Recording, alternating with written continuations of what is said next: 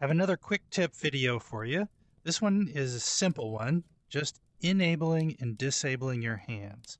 So if you're using hand tracking, you'll notice when you hold your hand away from you, palm outward, you see the ray casts. They look like little lasers coming out of your palms. This means that your hands are active. They're also colored. In my case, they're purple. It might be red for you. So my hands are enabled, which means I can actually point them here, move the screen. I can resize. I can use two hands to make it really big or small. And the problem is when your hands are enabled, you might do that by accident. So all you have to do is look at your palm and touch your thumb to your ring finger and let go. And you saw my hand change color. And it could be either hand.